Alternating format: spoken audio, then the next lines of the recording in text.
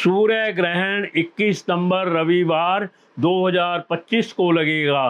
साल 2025 का दूसरा सूर्य ग्रहण एक खंड ग्रास सूर्य ग्रहण होगा, जो आश्विन मास की कृष्ण पक्ष की अमावस्या तिथि को रविवार 21 सितंबर 2025 की रात्रि 10:59 से शुरू होकर मध्य रात्रि उपरांत 3:23 तक, यानी कि 22 सितंबर 2025 की प्रातःकाल 3:23 तक चलेगा। यह सूर्य ग्रहण न्यूजीलैंड, फिजी, अंटार्कटिका, ऑस्ट्रेलिया के दक्षिण भाग आदि में प्रमुखता से दिखाई देगा।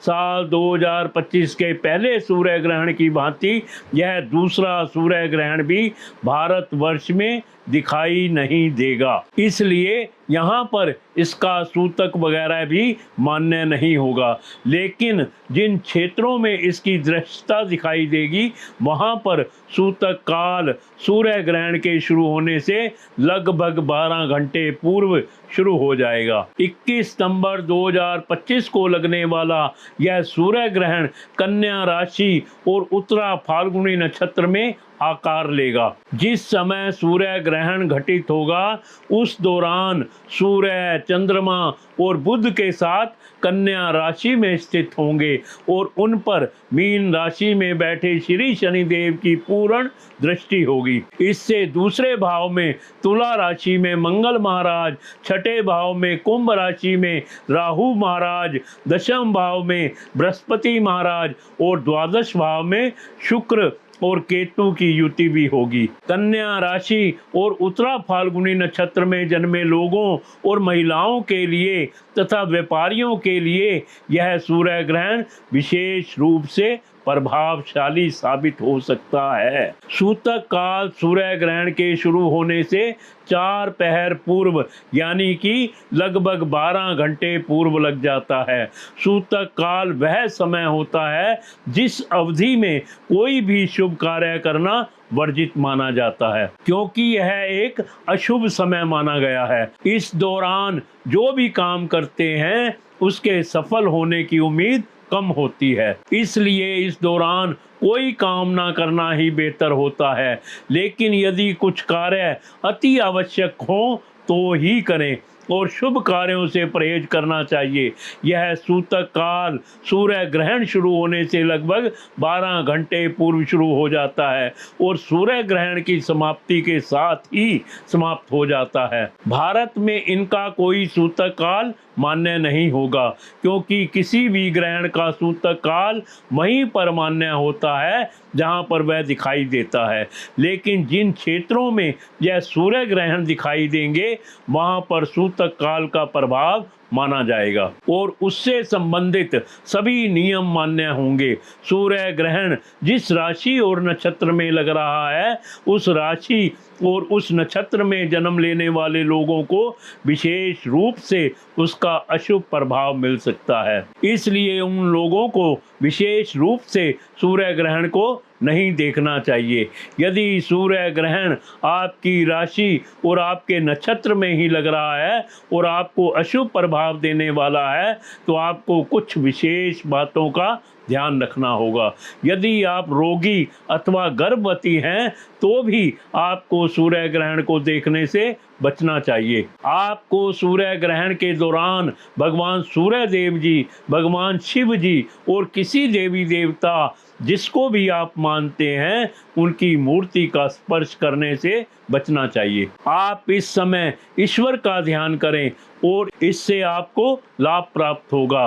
सूर्य ग्रहण के दौरान आप कोई मंत्र जाप भी कर सकते हैं अथवा आप महामृत्युंजय जप मंत्र का जाप भी कर सकते हैं। इसके अलावा आप सूर्य देव के इस मंत्र का जाप करेंगे तो यह आपको विशेष प्रभाव प्रदान कर सकता है। ओम आदित्याय विद्महे दिवाकराय धीमहि तन्नो सूर्य प्रचोदयात्। इस दौरान साधना करने में आपको अच्छी सफलता मिल सकती है।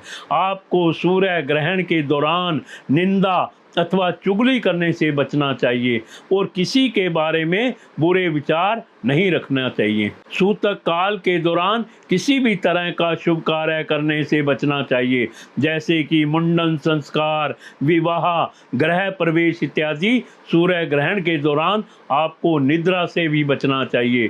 सूर्य ग्रहण का जब सूतक काल लगता है तो आपको भोजन पकाने से दूर रहना चाहिए और ना ही उस दौरान भोजन खाना चाहिए। सूतक काल के दौरान किसी भी प्रकार के शारीरिक संबंध बनाने से बचना चाहिए। सूर्य ग्रहण के सूतक काल के दौरान किसी भी मूर्ति का स्पर्श नहीं करना चाहिए। सूतक काल के दौरान हो सके तो घर से निकलने से बचें और घर में ही रहें तथा सूर्य ग्रहण को देखने की कोशिश ना करें।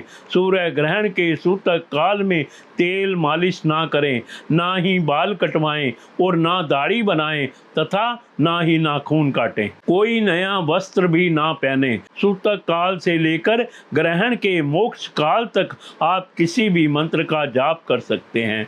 इसके अलावा आप दान पुण्य आदि कर्म भी कर सकते हैं। सूतक काल के समाप्त होते ही पूरे घर में गंगा जल का छिड़काव करें और स्वयं पर भी और परिवार के सभी सदस्यों पर गंगा जल का छिड़काव करें और फिर उसके बाद स्नान कर लें। सूतक काल के समाप्त होते ही आपको तुरंत स्नान करना चाहिए और शुद्ध होने के बाद ईश्वर की मूर्तियों को अभिषेक के द्वारा स्नान करके उन्हें शुद्ध करें और फिर ईश्वर की पूजा करें। सूर्य ग्रहण के दौरान आप ध्यान कर सकते हैं, ईश्वर का भजन कर सकते हैं और योगाभ्यास भी कर सकते हैं। सूतक लगने से पूर्व आपको जल, दूध, घी, अचार आदि पदार्थों में कुशा अथवा तुलसी पत्र को रख देना चाहिए, तभी आप इस ग्रहण के उपरांत प्रयोग कर सकते हैं। यदि आप एक गर्भवती महिला हैं तो सूर्य ग्रहण के दौरान आपको शारीरिक रूप से विशेष सावधानी बरतने की आवश्यकता होती है। आपको कोई भी ऐसा कार्य करने से बचना चाहिए जिसमें शारीरिक समस्या का सामना करना पड़े। यदि आप सूर्य ग्रहण काल में भगवान के किसी मंत्र का जाप करना चाहें तो आप कर सकती हैं। इसके अलावा आप धार्मिक पुस्तकों का पाठ भी कर सकती हैं। सूर्य ग्रहण के सूतक काल से लेकर सूर्य ग्रहण की समाप्ति तक घर से बाहर निकलने से बचें और घर में ही रहकर ईश्वर का ध्यान पूजन करें। आपको किसी तरह की सिलाई करने, कढ़ाई करने, कटाई करने, छीलने, काटने, सफाई आदि जैसे कार्यों से बचना चाहिए। इस दौरान सुई, धागे अथवा चाकू या किसी नुकीली चीज के प्रयोग से भी बचना चाहिए। सूर्य ग्रहण के सूतक काल के दौरान गर्भवती महिलाओं को खाने की चीज से दूर रहना चाहिए। यदि आपको अति आवश्यक कुछ खाना हो और बहुत भूख लग रही हो तो ऐसी कोई वस्तु चुनें जिसमें पहले से ही आपने सूतक काल से पूर्व कुशा अथवा तुलसी पत्र रखा हुआ हो। सूतक काल की समाप्ति के तुरंत बाद आपको स्नान करके शुद्ध होकर फिर से भोजन पकाकर खाना चाहिए।